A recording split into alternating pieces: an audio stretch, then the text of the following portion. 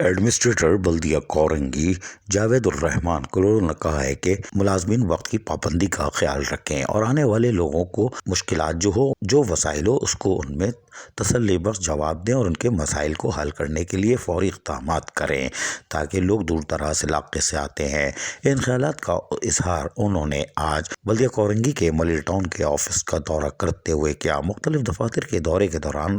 انہوں نے جا کے ملازمین سے بھی ملاقات کی اور ان کو ہدایتیں جاری کیں۔ بعد ازاں ایڈمنسٹریٹر بلدیہ کورنگی جاوید الرحمان نے ورکشاپ کا بھی دورہ کیا جو کہ یقینی طور پر افسن سالڈ ویسٹ مینجمنٹ بورڈ کی چائنیز کمپنی کے حوالے کیا جا چکا ہے، لیکن انہوں نے وہاں جا کے دورہ کیا اور مشینریوں کا معائنہ کیا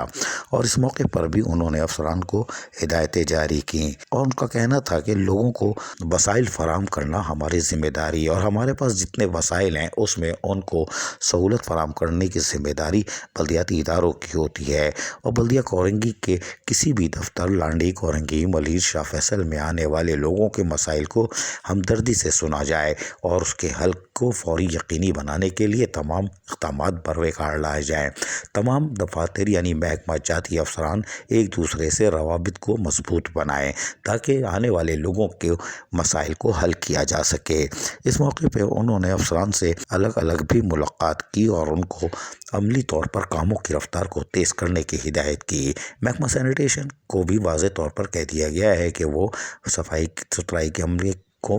2 شفٹوں میں اور مزید تیز کریں، جبکہ چائنیز کمپنی ان کی مدد کے لیے موجود ہے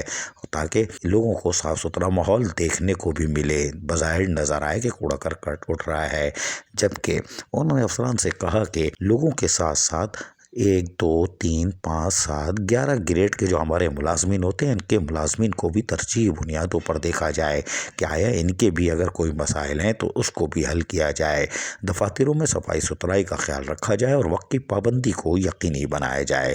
جس سے یقیناً آنے والے لوگوں کو محسوس ہوگا کہ بلدیاتی افسران بلدیہ کورنگی کے ان کے مسائل کے حل کے لیے موجود رہتے ہیں۔ عزیز عارف، KBS بلدیاتی نیوز کراچی۔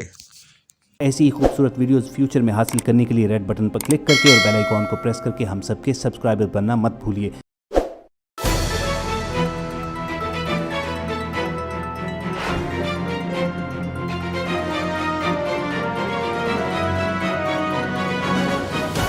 KBS بلدیاتی نیوز۔